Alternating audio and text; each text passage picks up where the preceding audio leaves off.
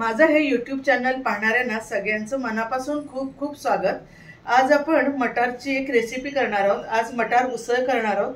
पाहूया मग त्याची रेसिपी।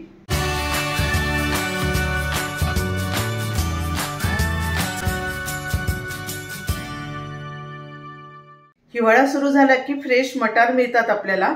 मटारपासून आपण अनेक पदार्थ करू शकतो, पण पुणेरी फेमस अशी मटार उसळ आपण करणार आहोत। की पुण्यामध्ये एक पद्धतच आहे की मटार फ्रेश यायला लागले की उसळ ही झालीच पाहिजे। मग पाहूया त्याची रेसिपी। आता हे फ्रेश मटार आहेत, हे मी छान सोलून घेतलेले आहेत। सोलताना एक लक्षात ठेवायचं, बरेच आळ्या असतात तर त्या नीट त्या पाहायच्या आणि मटार छानपैकी सोलून घ्यायचे आणि धुवून घ्यायचे। आता मी हे सगळं केलेलं आहे। आता आपण पुढच्या रेसिपीला सुरुवात करूया। त्याला आपण कांदा चिरून घेऊया। आपल्याला मिक्सरमधून काढायचा आहे, त्यामुळे मोठा असला तरी हरकत नाही, असे मोठे तुकडे करून घ्यायचे आहेत। त्यानंतर आपण टोमॅटो घेणार आहे।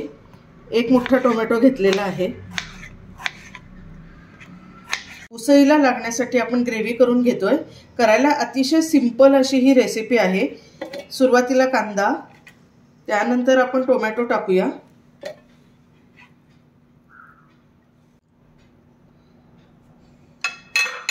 पाच ते 6 लसणाच्या पाकळ्या घ्यायच्या आहेत।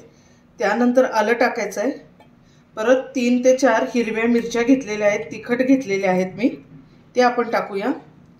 आणि कोथिंबीर टाकूया भरपूर। हिवाळ्यामध्ये तर मुबलक कोथिंबीर मिळते, तर भरपूर कोथिंबीर टाका। आणि हे आपण मिक्सरमध्ये छान काढून घेऊया। तर हे बारीक छान झालेलं आहे। त्याचबरोबरीने आपण ओलं खोबरं टाकायचं आहे। ओलं खोबरं साधारण मोठे 2-3 चमचे होईल इतपत आपण ओलं खोबरं टाकूया आणि ते सुद्धा छान मिक्सरमधून बारीक करून घेऊया एकत्र। मिक्सरमधून वाटून झालेलं आहे ओलं खोबरं, हिरवी मिरची, कोथिंबीर, आलं, लसूण सगळं झालेलं आहे। आता आपण फोडणी करून घेऊया उसळीसाठी। सुरुवातीला मोठे 2 चमचे तेल घालूया। तेल थोडी तडतडल्यानंतर आपण जे वाटण केलं होतं ते आता परतून घ्यायचं आहे।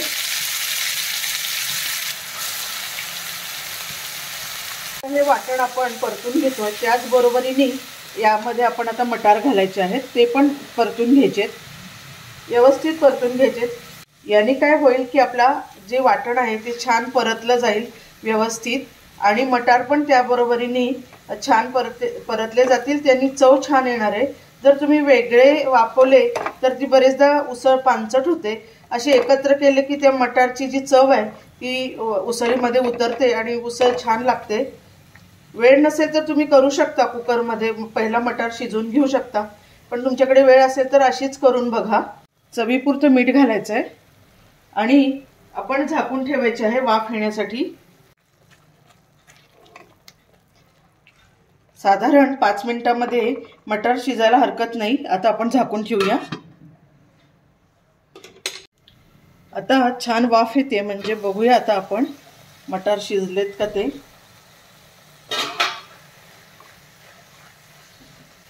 आता काय करायचं, ही परतून झालेली आहे। आता बाकीचे मसाले आपण त्यामध्ये टाकूया। आता या उसळीला हळद जास्ती घालायची नाही, नाहीतर त्याचा रंग हिरवा छान येणार नाही। अगदी थोडीशी हळद घालायची। त्यानंतर काळा मसाला म्हणजे गोडा मसाला आपण घालूया 1 चमचा। झणझणीत उसळ आपण करणार आहोत, त्यामुळे लाल तिखट भरपूर घालतोय। तुम्ही थोडंसं घातलं तरी हरकत नाही।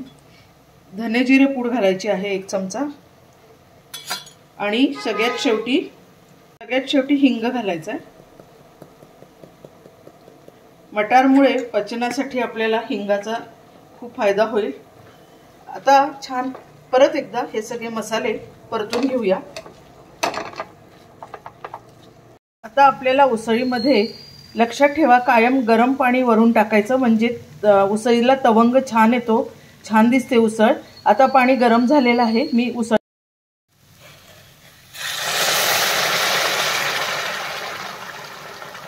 तुम्हाला जेवढी पातळ हवी असेल तशी तुम्ही तसे पाणी टाका।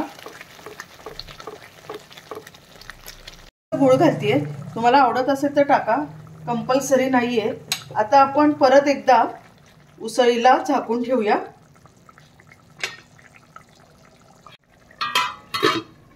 2 मिनिटांसाठीच ठेवायची आहे, कारण आपली उसळ ऑलरेडी होत आलेली आहे।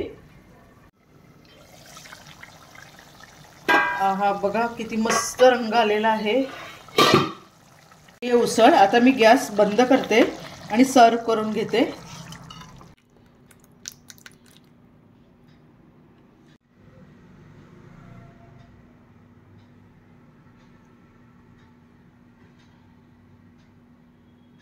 उसळ फ्रेश आपण मटार घेतलेले आहेत, त्यामुळे चव एकदम अप्रतिम लागते आणि करायला तुम्ही बघितलं ना किती थोडा वेळ लागतो। एकदम चवदार आणि टेस्टी असणार ही उसळ आपली झालेली आहे। नक्कीच तुम्हाला रेसिपी आवडली असणार आणि अजून रेसिपी पाहण्यासाठी तुम्ही एक करा, राधा रसोईघर हे माझं चॅनल नक्की सबस्क्राइब करा।